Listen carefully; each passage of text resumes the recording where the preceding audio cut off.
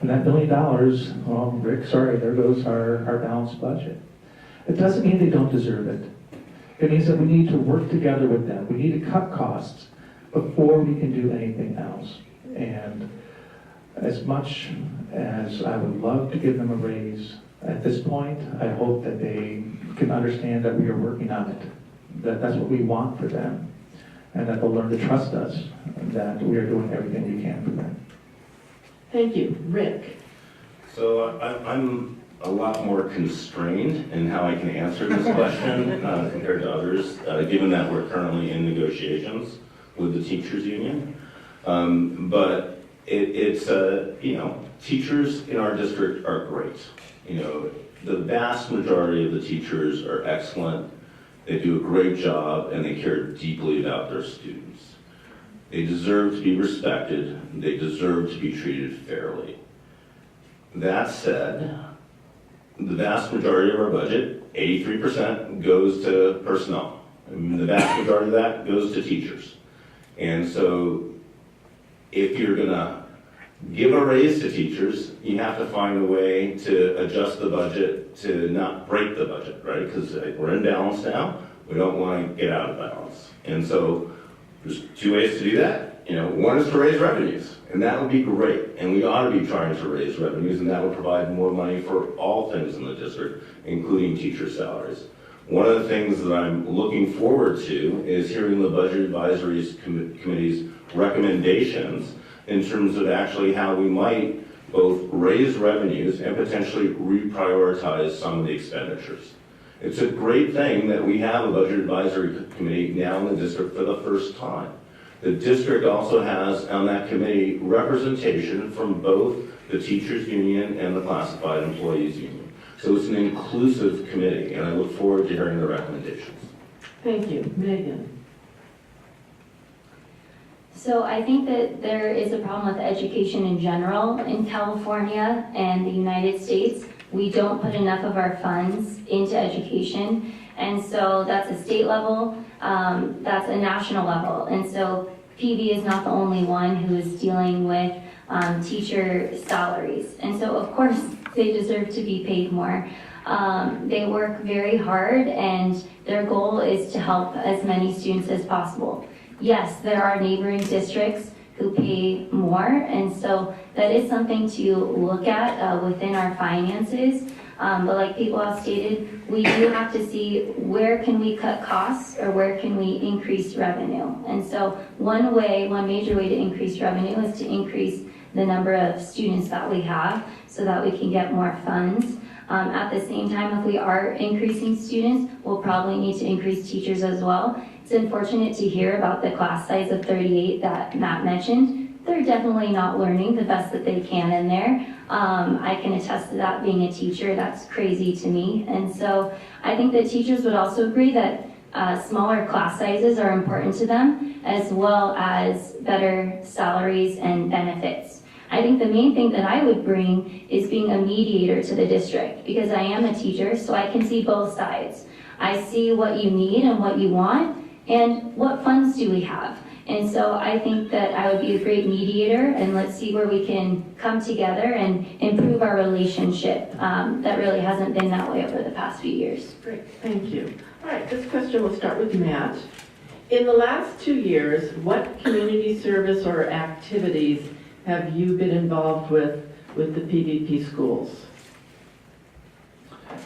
I was the 4th VP for the PTA. The 4th VP is in charge of school safety, and that started about 3 years ago when we had a lockdown situation at Montemalaga. And the way the drill was handled, they weren't prepared. The district had not prepared them. So I went to a community forum, and we were talking about it, and they said, hey, you seem to know what you're talking about. Why don't you become our 4th VP? So I did. And working with them, we were able to get blinds installed at our school to increase our safety.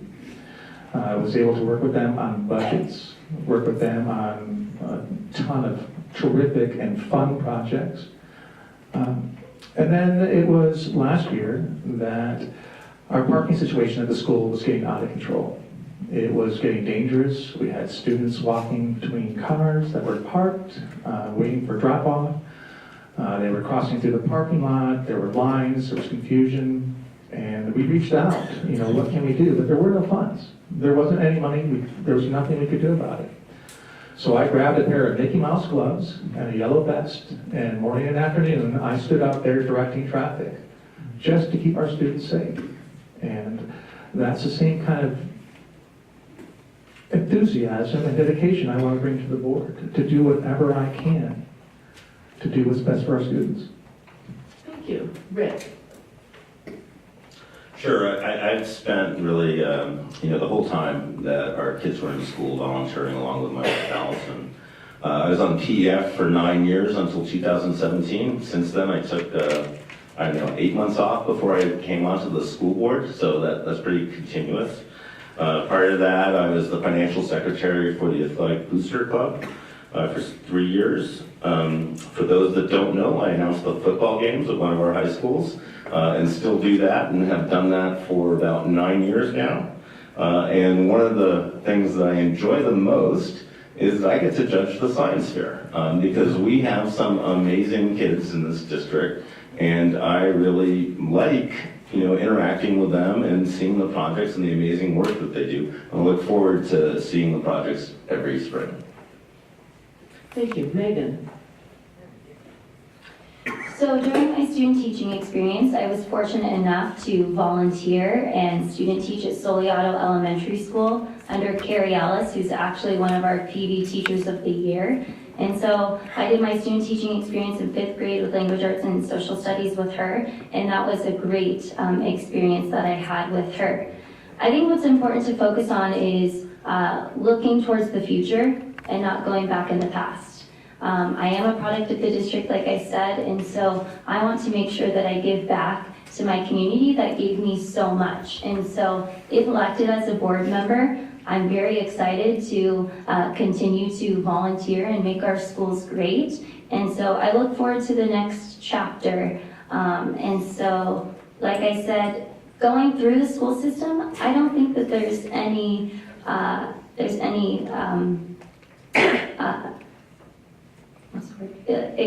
not excuse, but I don't think there's any replacement for that, right? And so being a volunteer is one thing, but actually going through the schools myself, I think that's invaluable. Thank you. Jeannie?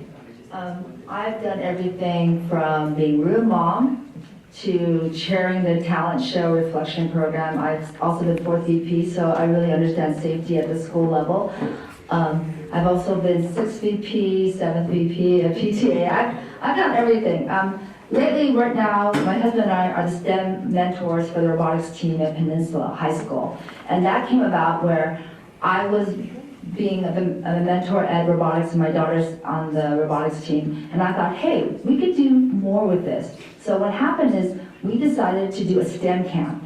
So last year we started STEM camp with the Soliato kids. And this year we are including Silver Spur, Pvpusd, and Soliato in our STEM camp. So I'm always looking for new ways to volunteer or new ways to make connections in the community, because I think it's wonderful when the high school students could teach the younger kids.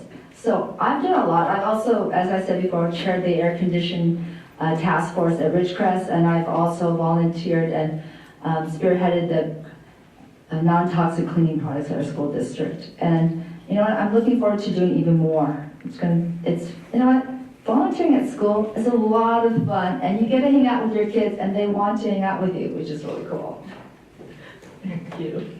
Okay, the next question will start with Rick. How do you build consensus when the individuals on the board are all independent thinkers? You let them think independently first and put their ideas out. And I think that, what's interesting about being on a school board as opposed to, if you're just running a company, is that you've got this thing called the Brown Act, right? And the Brown Act requires meetings in open. And so that requires discussions in open. And that requires that there actually are going to be disagreements in open, right? And that's the way the Brown Act is supposed to work. is that everybody's supposed to get their ideas out, and that then when you're at the table, the public can see how the board moved towards consensus.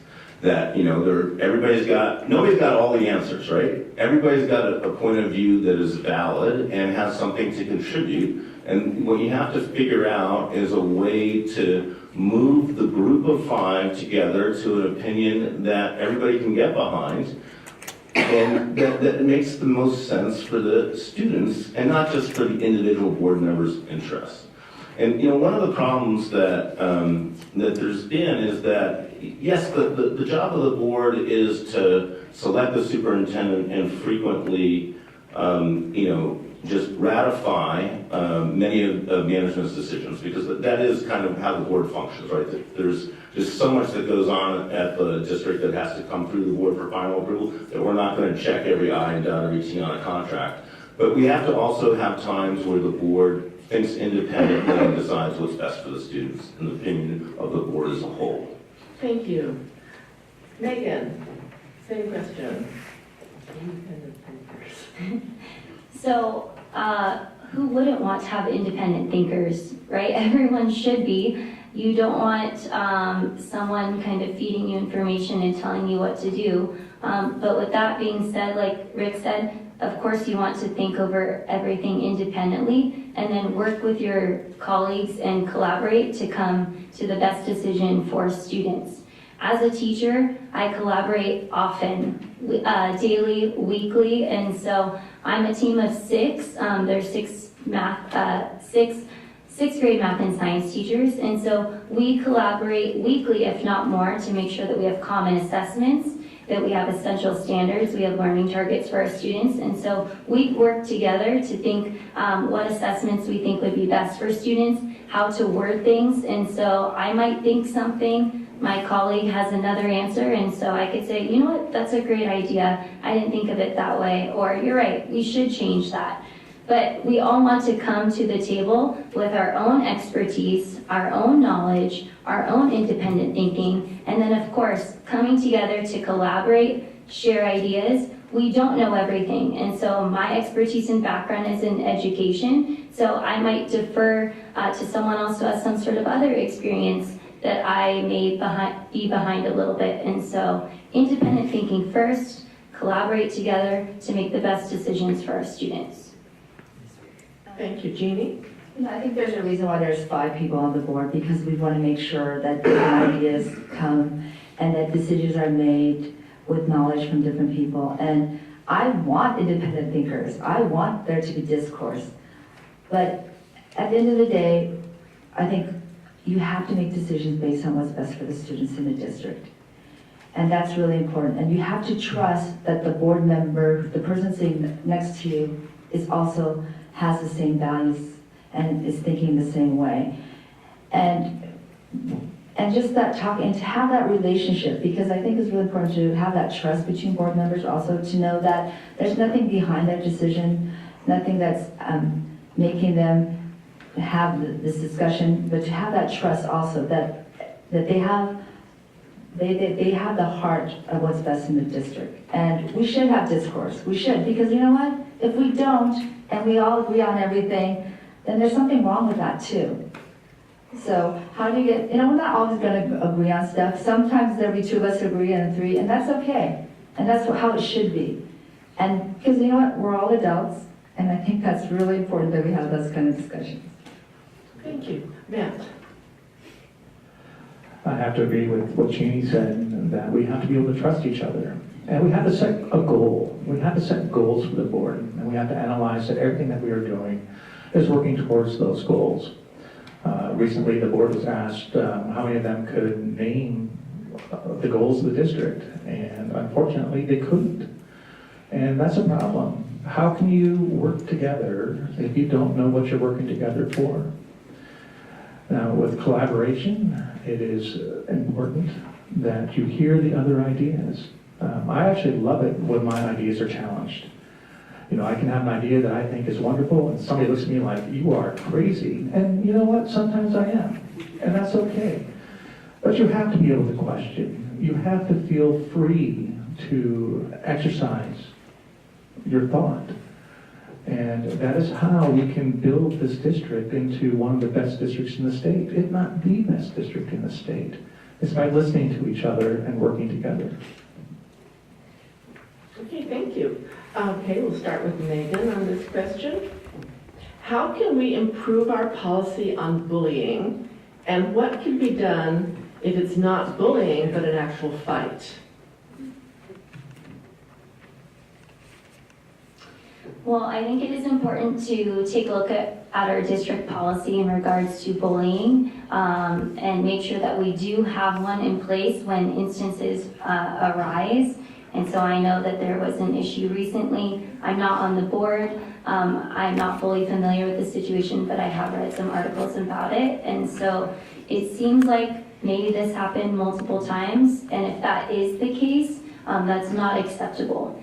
All students need to feel safe in whatever environment or school that they're in. And so I think it's important to do a survey, kind of like I said before, with students at all elementary, middle, and high schools. How safe are you feeling? And if you're not feeling safe, why is that? Let's actually ask the students, why do you not feel safe? And so with that feedback from them, and obviously hearing from principals on what they think are some of the issues, then we can deal with it too. Unfortunately, I don't think or I know it doesn't happen just in Palos Verdes. It unfortunately happens at other school sites too. Something I've done as a teacher is I ask students to write a note card for me saying, I wish my teacher knew. And several students did come forward and write on their note card that they were being bullied. They didn't feel comfortable telling me in person, but they wanted to write it down. And so once I figured out about the situation, I talked to counselors, administrators, other students to try to handle the problem as best as I could. And so it is something that's greatly important. We need to have a district-wide policy and talk to the students about how are they feeling and how can we fix it. Great, thank you. Jeannie? Actually, we do have a district-wide policy on bullying. I have it right here. I think the most important thing is we have to hold people accountable. If there's a policy, we enforce the policy. It's just that simple. If we have, and it's, when a kid is being bullied and they come to an adult, they're saying something. They're saying, I need help. Please help me. And as adults, we need to listen to that. And we need to say, we're here to help you. Bullying, when I saw that video, I'm sure a lot of you have seen that video that was on television. One of the things that struck me was the fact that the kids are filming. Other kids are filming it, and it happens. And we have to attack that. We have to address that issue also. My daughter tells me about fights at school. She tells me what happens. And she said the kids stand around and film it. And then they show it to each other in class. And she said, I'm sure the teachers see it, Mom. I don't know what to do. And I said, we need to hold people accountable and we need to follow policy. If there's a policy in place, we follow it. And if they don't know the policy, then we make sure they understand the policy. And when a kid asks for help, we give them help. Because that's really important. Thank you. Matt? So bullying I hold very near to my own heart. And bullying in any form is damaging to a child. It causes a lifetime of pain and anxiety. I was bullied constantly in junior high school, and I still feel the effects today. So anytime I hear this student is bullied, it really goes down to my core that we need to do something about it. And one of the things that we need to do is we need to make sure that our yard staff that is out there during recess, that our janitors, that anybody who sets foot on the campus is trained in how to identify and how to handle bullying incidents. We also need to define exactly what bullying is. Bullying, by definition, is continual harassment. I don't think that goes far enough.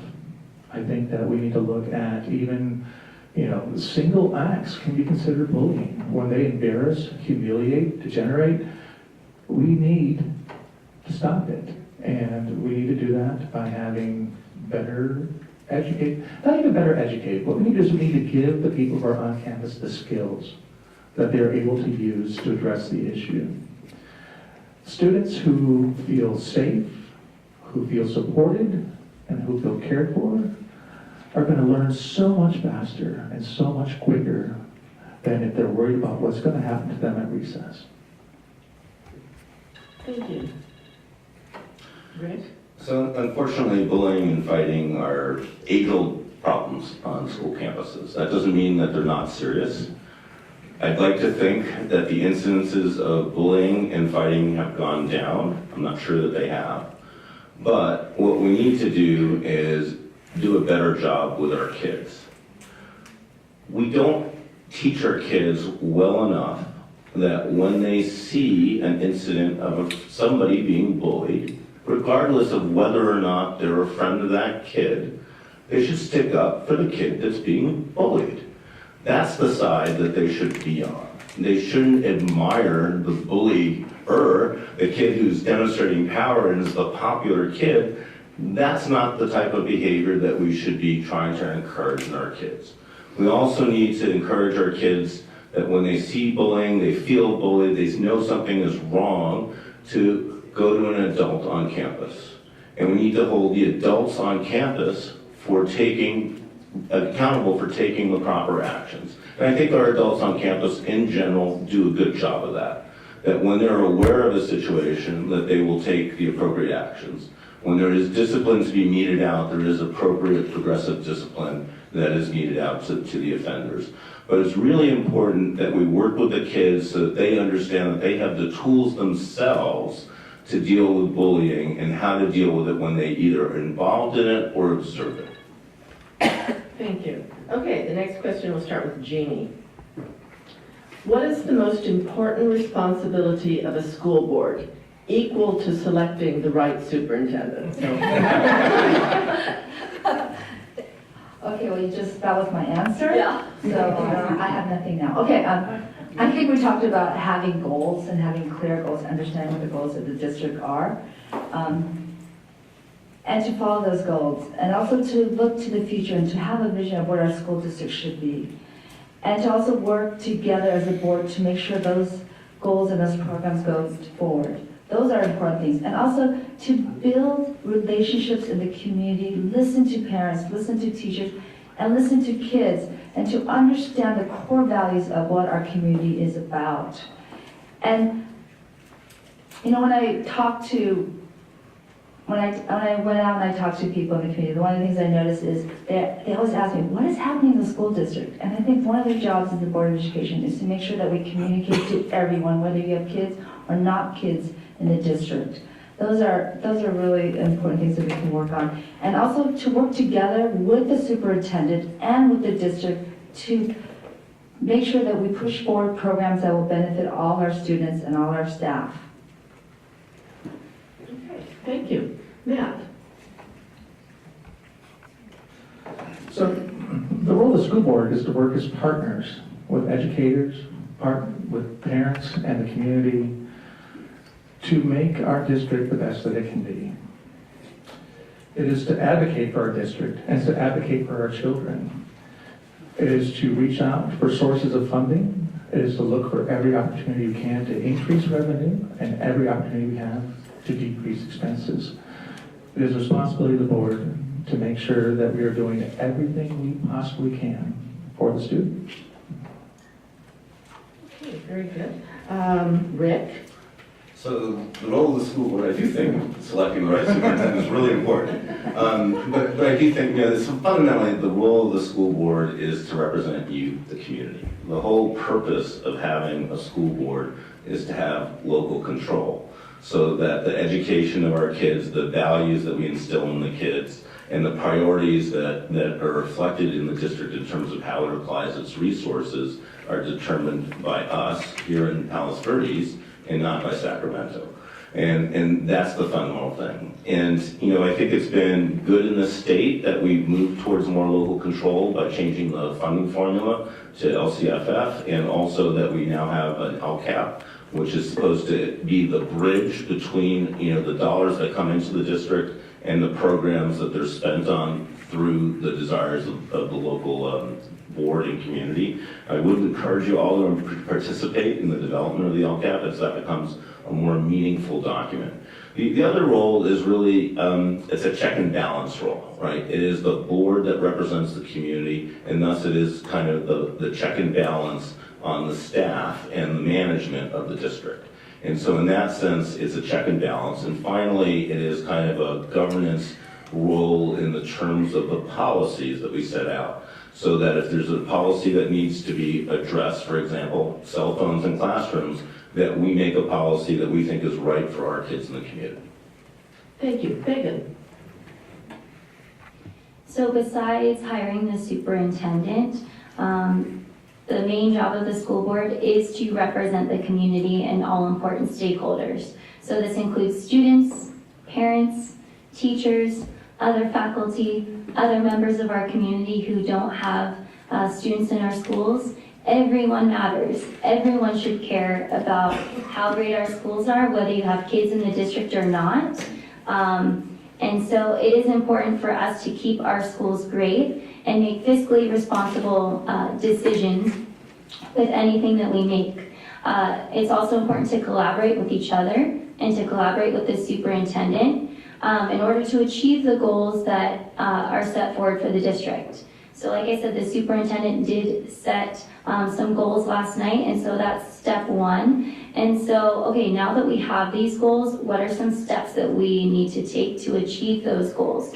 And so working together as a board and with the superintendent, let's see what data can we collect, what steps can we do to implement those goals, and what if we don't meet those goals? What are we doing? How can we change? And so it's all an important reflection process in order to improve. But I think the main thing is that we're the voice of the students.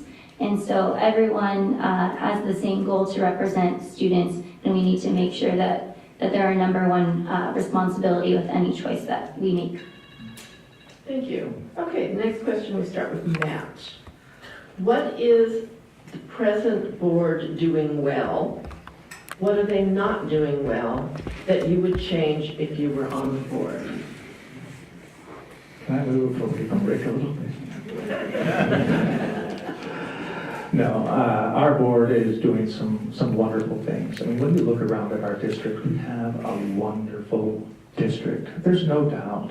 I mean, sure, we have our issues, and there are areas that we can improve. But we owe a lot of what we have to the current board. They worked tirelessly. You know, we do have a balanced budget, which in June, it didn't look like that was going to be possible. So they care, and they work very hard for our students, and that's why I really respect the board that we have now. One of the things that, as a board, we can do better is to make sure that we are utilizing our resources. The parents on this hill are absolutely amazing. I mean, everybody in this room, I'm sure, was at the top of their game, or is at the top of their game. And we can use your help. When we have decisions that have to be made, do we need to run out to a consultant and pay them $30,000? Or can we have a committee that says, hey, take a look at this. Why don't you guys think about it this way? So as a board, we can be inclusionary. We can make sure that everybody's involved in the decision-making process, that everybody's contributing, and that we are taking full advantage of the resources we have on the hill. Thank you. Rick? So one thing that I think we have on the current board, and I hope that the next board has, is I think there is zero doubt in any of the 5 board members' minds that their colleagues have anything but the best interests of the students at heart. And I think that that's really important. And while we may disagree on certain issues and certain implementations, there's no doubt that our motives are pure, at least in our minds. And I'm sure that, you know, with the potential candidates up here, that will be true on the new board as well. I do think that 90% of the time, you know, we're a 5-0 board and agree and get it right. You know, 10% of the time, we're a little more stormy and sometimes split. And sometimes we could probably do a better job in working through some of those disagreements to try and get to 5-0. I do also think that, you know, we make certain decisions as to how to manage the school board meetings. The school board meetings aren't public forums. They're, you know, working meetings of the board, but we don't necessarily do as good a job as I think in terms of listening to public comments and when it's appropriate, to refer some work on public comments, for example, to staff to do, which you're allowed to do. You're not allowed to discuss the public comment, but you are allowed to ask staff to follow up on it. We haven't chosen to do that. The next board may choose to do that. I also think that we're not necessarily as open to the community on all items as we should be, and I think that everyone up here has expressed their desire, as have I, to involve the community more and hear the community input in the board's decision-making process. Thank you. Megan? So overall, I think that the Board of Education has done a great job. Currently, we do have 2 members, Anthony Coladas and Suzanne Seymour, who work and have jobs, and they're doing a great job with that. And so, going back to that previous question, they have jobs and they're doing a great job for our board. But some areas to improve. I think a lot of what I've been hearing from people in the community is communication. So not just from the district level, but also school sites. And so we need to look at different ways that we can increase our communication with the community. We need to listen to the community, get feedback from them on what they think is important too. And of course, transparency in everything that we do as well. Something that I would like to improve on the board is creating an internship program with our high schools and businesses and agencies in the community. And I think that would be a great idea so that students can experience a day in the life of some sort of career or have a more formal internship program that they're interested in. And so this would help students who want to go to college or maybe choose some other option. That's something that I think would be great to add to the board and have some sort of policy on that with our businesses, agencies, and local city governments and city councils too. But overall, they're doing a great job, but I think just communicating more, listening, and transparency. Thank you. Jeannie? I actually think they did a good job picking the superintendent, so good job, guys, I would just say that. I also am thankful that they balanced the budget. There were some very hard decisions they had to make, so I appreciate that they made that hard decision, that made that a priority, so thank you for that. And I think that was really good. And I also think that the board has done a good job also, like, when I see them up there, I feel like they've done their work and they've done their research about a topic. And that is a lot of work, because if you ever see an agenda, it could be long, and sometimes it can be short, and there could be a lot of items. So that's one. I wish they would do more community input and better communications with the community as a whole. I think sometimes things happen or agenda items are happening, and people just don't know what's happening at the board meetings. I wish there would be a more proactive way of communicating with our community, also to get more community members involved with our school district. Okay, thank you. We'll start with Rick on this question. In regards to decision-making, do you prefer the voice of students or the voice of parents, and why? I think, to quote a phrase common in the vernacular these days, all voices matter. And so I think that both parents and students have valid points of view, and there are different points of view on certain issues.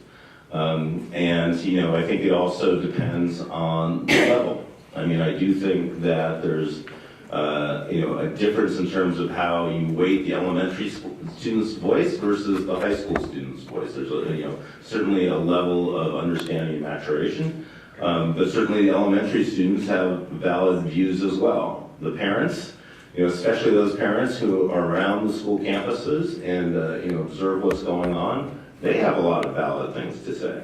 And as I mentioned earlier, I think that one of the things that we could do better at the board level is actually engage our student members to actually voice their opinions on the issues that are being discussed that affect them in the classrooms, and actually ask them to cast their preference votes so that we know where they stand on the issues. Okay, thank you. Megan? I think that all voices are important. Students, parents, teachers, faculty, they're all important. At the end of the day though, we are representing the student. And so I think it is important that we listen to them. Whether they're in elementary school, middle, or high school, they all have something to add. And that's going back to the surveys that I keep referring to. Where do they think that there can be improvement? They may be telling their parents at home what they like and what they don't like. They may not. And so, kindergarten obviously might be different than 5th grade. And so we can take a look at that in our elementary schools. But overall, both voices are important. But at the end of the day, we should listen to our students. Thank you. Jeannie?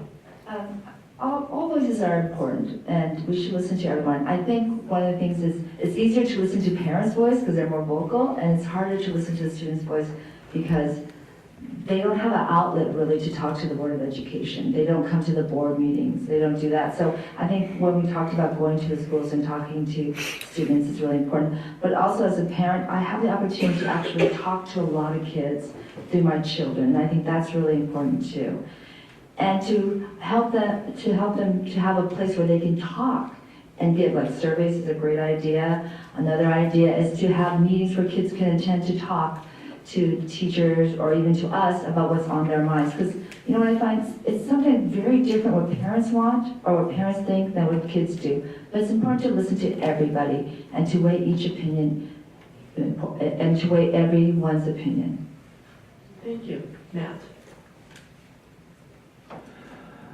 So as a parent of 2 kids, I know that I don't always listen to their ideas, otherwise we'd have pizza every night. And it doesn't mean that their voice doesn't matter, but it is a situational. You have to look at it in context. To say that you're always going to listen to students or you're always going to listen to parents is unfair. What you need to do is you need to listen to them when it directly affects them. And we have to trust that our parents are holding the best interest of their student in mind.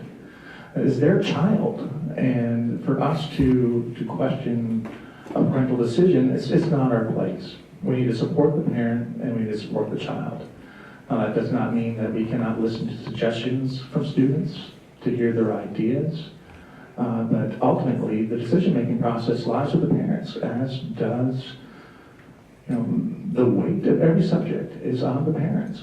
The parents are responsible. Thank you. All right, the next question, we'll start with Megan. What would you change in the classroom, and how would your work on the board accomplish this goal?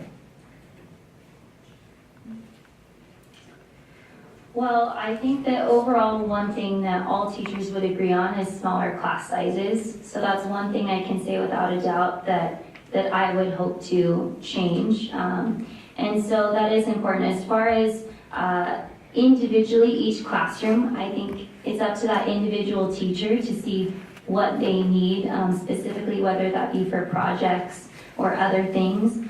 One thing though that I would like to look at is the implementation of a one-to-one Chromebook program and just look and see how much that would cost and those things. We do have that in Redondo Beach. 3rd graders on up have a Chromebook that they take home daily, and so this allows students to have a Chromebook that they do take home, and they're able to use it for research projects, turning in assignments online, and students really do like it. So for example, if there's a research project on something, open up your Chromebooks and let's start to research instead of saying, oh, well, we don't have the cart today, so we can't do that. And so I think that is something to look at and just see. Maybe we can implement it over time or do a trial run. I think that looking at the next generation science standards is something that is important. We are going through a language arts adoption right now, and so I do think though that science is really important and we need to look forward on that and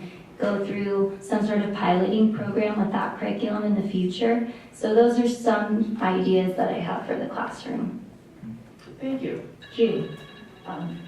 One of the things is class sizes, of course, but in order to have smaller class sizes, we also have to have more revenue and more money in the budget to hire more teachers. And I think that's really important. Also to show that the smaller the class size, the better the student learns. Palo Alto has its class size of 14:1, and I think that makes a huge difference. They also have a bigger budget than we do. So I think that's really important to look at. One of the things I looked at, we already talked about 4 things that make a class school innovative, and one of the things is innovative furniture. That's a very simple thing we could bring to our district, movable furniture. When I went to go to Mira Catalina, I actually saw Mrs. Marks. She had movable furniture and these yoga balls you could sit on for like $20, and I see it across the district that teachers are implementing these things already. But we could also do that district-wide. Can we have a program where we buy these movable furniture as a district and move them around? But also to ask the teachers, because I think the teachers would give great input on what they think would be important for our classes. And I think that's really important, because once again, I think as a district, we need to listen to our teachers and our students. Thank you. Matt? Thank you. I'm not going to presume to tell a teacher what she needs to do in her classroom. They each have their idea and they have their method of teaching. And all I want to do is be able to support them, to give them what they need to accomplish their goals. We have some older whiteboards that are in classrooms, and you talk to teachers and like, oh, we never use those. You go to other schools and the whiteboards are used constantly. So it matters. It matters what is actually going to be used in the classroom. It is to, again, support the teachers, but not to encumber them with projects or with items they're not going to use. I mean, one of the things I love, the flexible seating, and the fact that we offer that to our students, but not all teachers are comfortable with it. And to say that one idea is right or one is wrong is not my place. It is for the teacher to decide what's the most effective way to teach in our classroom. Thank you. Rick? So one of the things that's been cut over the years has been the educator effectiveness funds, from the state. And so we don't have as much money from that pot of money from the state to really help our teachers teach and learn how to teach better through professional development. You talk to the teachers, one of the things that they value the most in professional development is collaboration across site at either the same grade level if they're in elementary school, or at the same department or course structure level if they're at a secondary school. So I think it's important to give our teachers the tools to become better teachers, because it's the quality of instruction in the classrooms that matters. We also don't really access a lot of the data that's out there in terms of informing our instruction, and we could do a better job of teaching our teachers how to use the data that is available so that they can understand the gaps in the instruction and education that they're delivering to improve the outcomes that we're getting for our students. Next board meeting, we're actually going to have a data presentation on exactly the data in the district. Classroom reduction is great. Who can argue with, I'd like to have a classroom of 10 or 12 kids? One of the reasons we chose the college for our kids was because of class size. It is absolutely one of the most expensive things that you can do in a district. It's very expensive to move the ratio from 25 to 24 to 1, for example, and you just can't do it district-wide, and especially you can't do it district-wide if at the same time you're trying to give raises, because the math just does not work. Thank you. Okay, now we're going to start with Jeannie. What methods do you think would keep our students safe in today's environment? One of the things, safety, there's a lot of words associated with safety. There's bullying, and I think when you work about safety, we talk about a shooter on campus. And I've been looking at researching stuff, and one of the things is cameras. I mean, that's one thing that I think we could implement more, is more cameras on our school district. And also to talk back about, when I visit several schools, and each principal and teachers have their own ideas what that school needs. And I think we should listen to them, because they know their school best. And they know what is going to work at their school district. When I first started visiting the schools, I just had this conceived notion of what was best. But then as the more schools I visit, I realized that once again, each school's individual. Like one school said they wanted more cameras. Another school told me they would like some kind of entry point where, one person could go walk in. And we have to listen to that. And we have to ask that question. And then whatever they decide, we need to support their decision. Because I think the parents and the teachers and the principal know their school the best. And we can't dictate what they can do. I mean, there's some things we could, like they put the black film on every school. I mean, that's something they did district-wide. But when you talk to the teachers and you talk to the parents at that school site, there is different opinions about what happened there. And I think that's an example about letting school sites make certain decisions for themselves. Thank you. Matt? I could speak about school safety ad nauseum and be whacking out that paddle by the time I was done. As a counterterrorism and force protection subject matter expert in the government, it was my job to assess facilities for their risks and to find out what we could do to mitigate those risks. And when we look at schools, the hard truth is that the risk that we face is coming from our own students or former students. So rather than looking at building fences, arming teachers, putting in metal detectors, what we need to do is we need to make sure that we are focusing on mental health, that we are getting the students the help that they need. Currently we have, positive behavior, intervention, support, PBIS, I always mess that up. But we have programs that are in place to help students. I look at the situation where when, even in bullying or, God forbid, a shooting, up until the point that that person takes action, they're still a child and they still need help. The bullier needs to learn how to handle his emotions, and he needs to learn, how to deal with the stresses that he faces. We need to make sure that our students have portable skills, so that when they leave the Hill, they're not leaving our nice, insulated community and going out into a cold world without knowing what to do, without having situational awareness, and without knowing how to react in times of danger. Thank you. Yeah, so I think safety is on the mind of everybody that's involved in a school system anywhere in America. Improving the security of a site is expensive, and it would not have prevented two of the worst tragedies that happened in schools. Both Sandy Hook in elementary school and Santa Fe, which was the school in Texas last year that had an active shooter after Parkland, were both extremely hardened sites. And so that's not the way to solve the problem. We do need to invest in the mental health of the students. We need to identify the students and members of the school community that have mental health problems.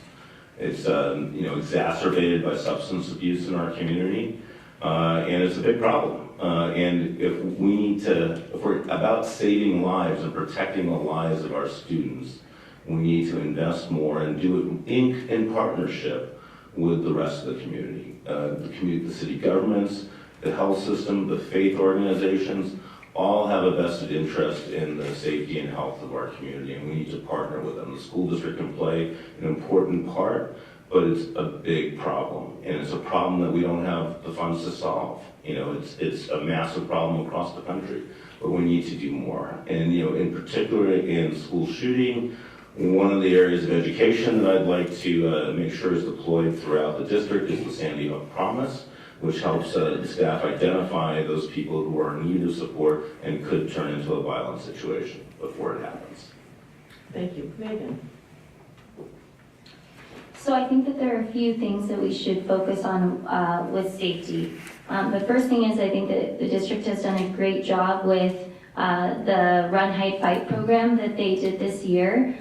We've been doing that in Redondo for a little bit now, and so I think that's great that that's a priority and continues to be a priority so that students, teachers, faculty, and parents all know what will happen if the instance comes up where there is an active shooter or some sort of other person on campus. So I think we need to continue to make that a priority and run drills accordingly.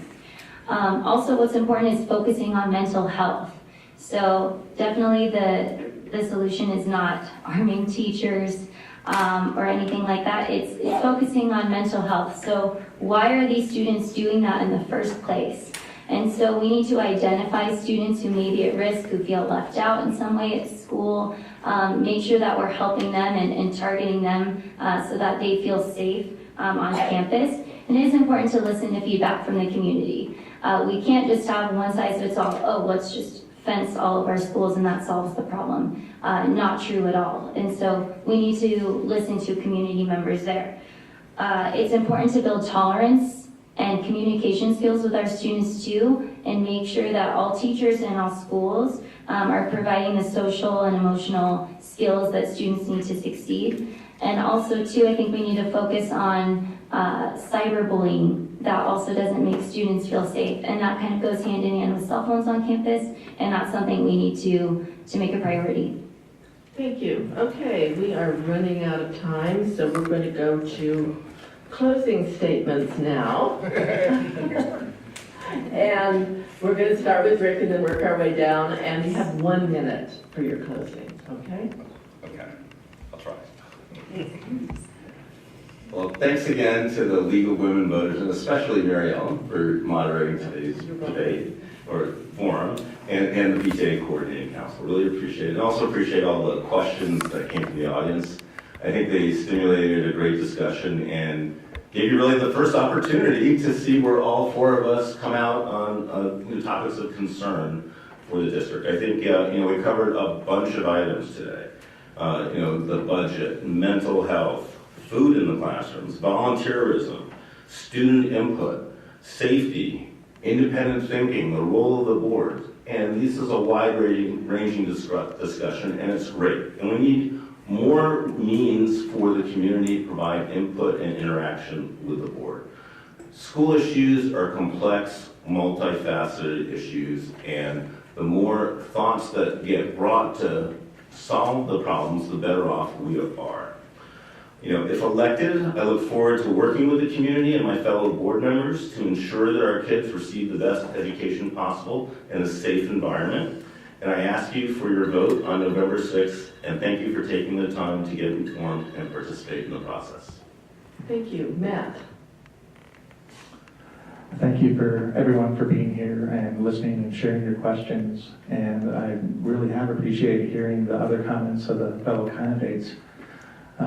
Knowing that at least 3 of the 4 of us will be working together, it is great that we share a lot of the same goals and that we are really concerned about the well-being of our students. And looking forward, it's kind of a difficult thing because we have a great district and we have great students. But I think we also need to look at what happens when they get off the hill. To investigate how they're performing in college. We have a college readiness factor, but let's see how they actually do at college. How many of those who make it to college are doing well? And so we just need to make sure that we are looking ahead, that we are making sure that we have done everything we possibly can for our students. So I would please ask that you vote November 6th for Matt Brock. It's number 4. Thank you. Jeannie? First of all, I'd like to thank everyone who stayed the whole 2 hours. I so appreciate you guys staying. I know that was hard. When I decided to run for board, one of the things I want to do is make a difference in the district. And that's what I think all of us are here to do. And I want to say that when you look at the candidates, remember to look at not just the words, but the actions of what the person has done. And I think that's really important. And I think that with this solid board and with the new superintendent, we're sitting on the cusp of doing great things with our district. We have a wonderful district. We have wonderful parents and wonderful kids and wonderful teachers and staff. And one of the things that we can do is to build those bridges so we feel more like one hill. And that's really important. So on November 6th, or if you have a mail-in ballot and you're going to put that little circle, I ask that you vote for me, Jeannie Hahn. Thank you. Thank you. Megan? Thank you so much for coming tonight. And I think we can all say at the end of the day, whether we have students in the district or not, we should all care about our schools. Great schools lead to higher property values, which people want. And of course, we should all care about the well-being of the students that are here. They are the future, and we need to make sure that we're doing the best for them that we can. As a former student here, I want to help these kids. I want to make sure that they have what they need to succeed. I care about students, no matter what their GPA is or what kind of needs they have. If elected as a board member, I'll now think of the 11,000 students that go to PV schools as my kids too. I want what is best for them. And it is important to note that if I'm not elected, there will be no one on the Board of Education that has an education background, and I think that that would be a great mistake. We need diversity. We need someone on the board that has that education. So if you believe in the quality of students produced by PV schools, believe in having a teacher's voice on the board, and believe in the next generation wanting to make a difference in the world and give back to their community, then vote for me, Megan Crawford, on November 6th. First on the ballot. Thank you. Thank you very much. Okay.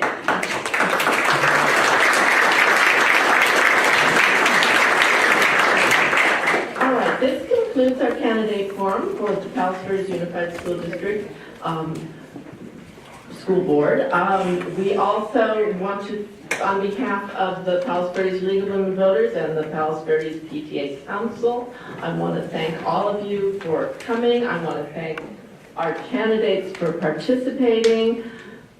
We had wonderful questions from the audience, and I really appreciate it. We had so many more questions than we had time to answer or to ask. I want to remind the audience that this has been taped by our PV channel, and it's going to be rebroadcast on cable, so look for that. And I also want to remind you that some of the candidates do have campaign materials out in the lobby for you to look at and take home and study. So let's give our candidates another round of applause for